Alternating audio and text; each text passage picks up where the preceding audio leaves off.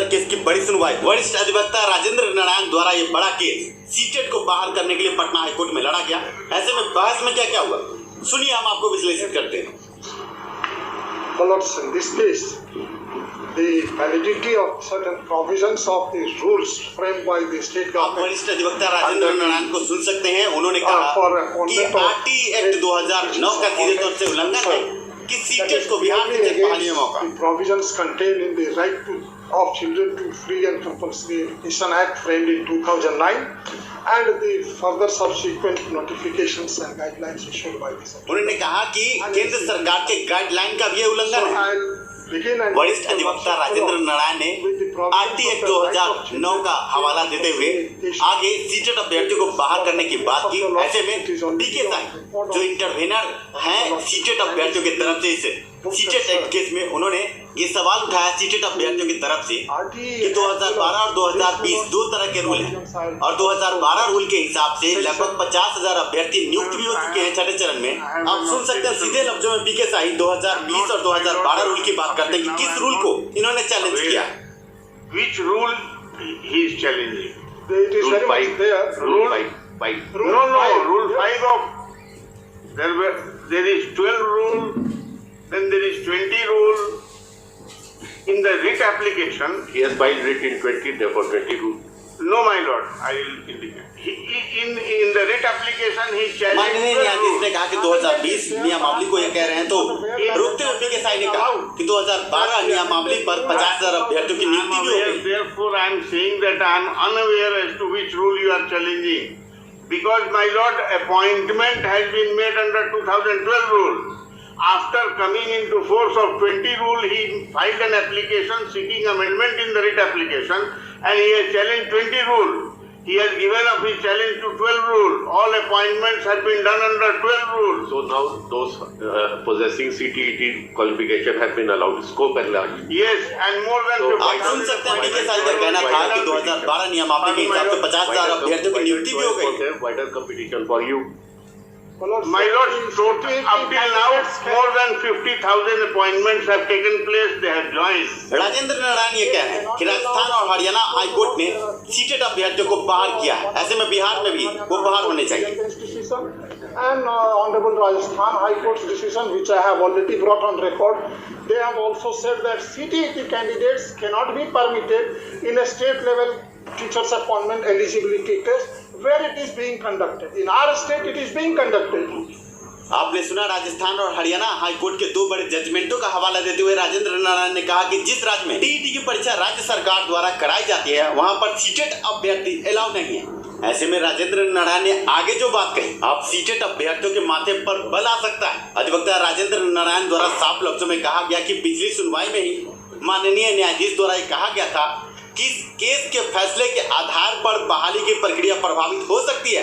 और आपको बता दें कि फरवरी 2022 में इसी केस की सुनवाई के क्रम में माननीय न्यायाधीशों ने कहा कि इस केस के जजमेंट के आधार पर आगे बिहार शिक्षक बहाली प्रभावित हो सकती है। आप ये समझे कि छठे चरण के नियुक्त अभ्यर्थियों को भी अगर सीटेट बाहर हुआ तो नियुक्ति से हाथ धोना पड़ सकता है। माननीय न्यायाधीश भी थोड़ी देर के लिए सोचने पर मजबूर हो गए। आप देख सकते हैं कि गुफ्तगू जारी है।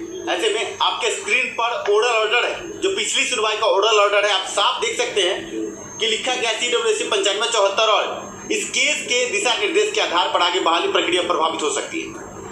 This has become a and if they say that we have already issued appointment, that will be in teeth of your lordship's order dated 1st of February 2022, when your lordships had already indicated.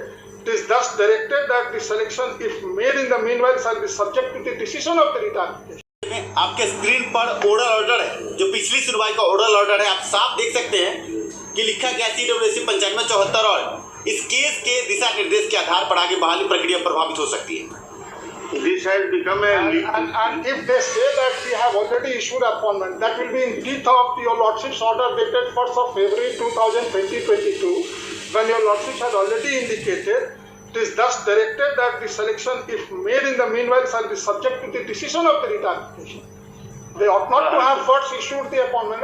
Even if they say that it has, that will be subject to which your lordships have already indicated. Now, my lord, the writ application has become leisure interest litigation. Anyway, if he is now stopping, then I'll start, my lords.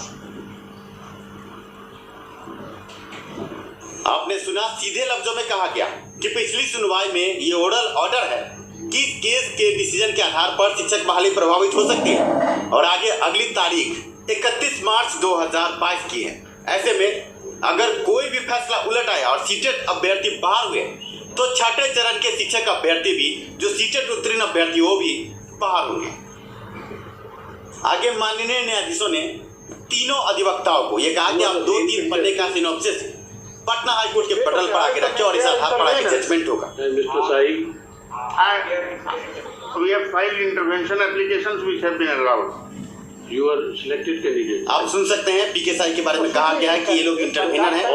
All three of you give us a 2-3 page synopsis. My lords. आपने सुना, 2-3 पन्ने का synopsis दाखिल करने की बात की गई। Today, we'll keep it next week. अगली सुनवाई की तारीख 31 मार्च 2022 दोपहर 2:30 बजे। Synopsis should not be more than 3 pages, Lords. so that we can quickly take a decision. We'll keep it at 2:50. 250. Today, Not today. next week. Next week. Thursday. This Thursday or So on joint request, adjourn to next week. Next Thursday, 2:15. Monday, Thursday, any date. Only be a date. So. But you give the 3 page synopsis along with the judgment which are being realized and all the provisions, all the act. By tomorrow or day after I positive. Punjab judgment is in your favor. My lords. Two Punjab. judgments of one of Honorable Punjab and Haryana High Court Division Bench and one Rajasthan. आप सुन सकते हैं, माननीय न्यायाधीश ने कहा कि क्या पंजाब का जजमेंट आपके पक्ष में है। ये राजेंद्र नारायण से पूछा गया। Rajasthan is not necessary. We are neither of us is from Rajasthan. Lords. माननीय न्यायाधीश ने कहा कि राजस्थान नेसेसरी नहीं है, पर पंजाब के संबंध में पूछा गया है। अगली तारीख क्या सीटेट अभ्यर्थियों पर भारी पड़ेगी, देखना है आगे क्या निकल कर आता है। ऐसे में बड़ा सवाल यह है कि 50,000 अभ्यर्थी नियुक्त हो गए हैं और 2017 से 2022 के बीच में टीटी हुई नहीं है बिहार में। आगे क्या होगा, जानने के लिए बने रहे शिक्षा। On record, they have also said that CTET candidates cannot be permitted in a state level teachers appointment eligibility test where it is being conducted. In our state, it is being conducted. आपने सुना, राजस्थान और Haryana high court के 2 बड़े जजमेंटों का हवाला देते हुए राजेंद्र नारायण ने कहा कि जिस राज्य में टीईटी की परीक्षा राज्य सरकार द्वारा कराई जाती है वहां पर सीटेट अभ्यर्थी अलाउ नहीं है। ऐसे में राजेंद्र नारायण ने आगे जो बात कही, आप सीटेट अभ्यर्थियों के माथे पर बल आ सकता है। अधिवक्ता राजेंद्र नारायण द्वारा साफ लफ्जों में कहा गया कि पिछली सुनवाई में ही माननीय न्यायाधीश द्वारा कहा गया था